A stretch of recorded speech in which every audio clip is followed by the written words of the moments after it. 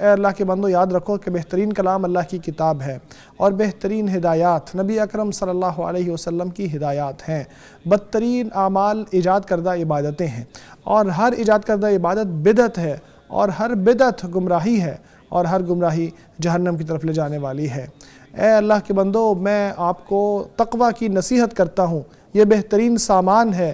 اللہ تبارک و تعالیٰ کی فرما برداری کی نصیحت کرتا ہوں، یہ بہترین مراد ہے، یہ بہترین مقصد ہے۔ اے لوگو جو ایمان لائے ہو، اللہ سے ڈرو، اور ہر شخص یہ دیکھے کہ اس نے کل کے لیے کیا تیاری کی ہے۔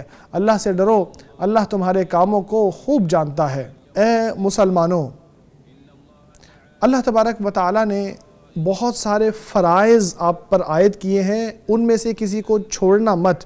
کچھ سرحدیں یا حدیں بنائی ہیں، ان کے پار نہ جانا۔ کچھ چیزوں کو حرام کیا ہے، ان کی طرف نہ جانا۔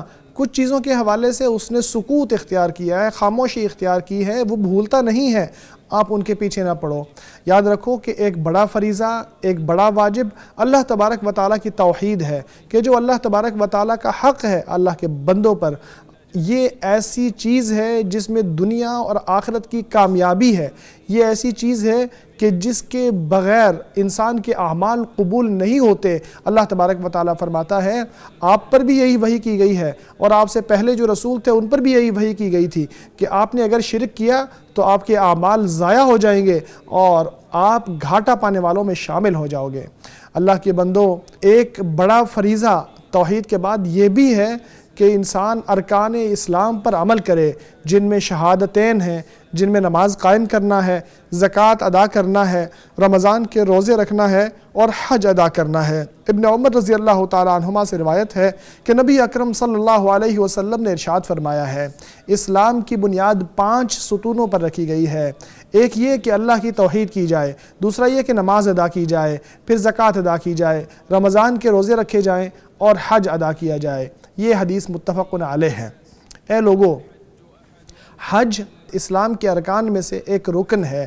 اس کے احکام مجمل طور پر ایسے ارکان پر مشتمل ہوتے ہیں، ایسے واجبات اور ایسے سنتوں پر مشتمل ہوتے ہیں، ایسے ممنوع کاموں میں ہوتے ہیں کہ جن کو لازمی سمجھ لینا چاہیے، سیکھ لینا چاہیے۔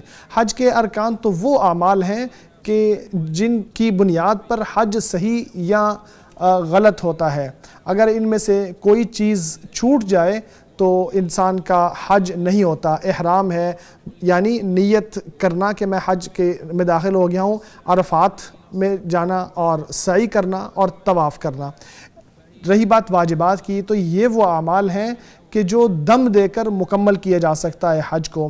ان کو چھوڑنے کی وجہ سے حج باطل نہیں ہوتا، یعنی احرام باندھنا میقات سے، اور عرفات میں مغرب تک رکے رہنا یا غروب آفتاب تک رکے رہنا، مزدلفہ میں رات گزارنا، منی میں راتیں گزارنا، ترتیب کے ساتھ جمرات پر کنکریاں مارنا، حلق یا تقصیر کرنا، اور طواف وداع کرنا۔ رہی بات سنتوں کی، تو وہ سارے ایسے اعمال اور اقوال ہیں جو نبی اکرم صلی اللہ علیہ وسلم حج کے دوران کیا کرتے تھے یا ان کا حج کے دوران حکم دیا کرتے تھے۔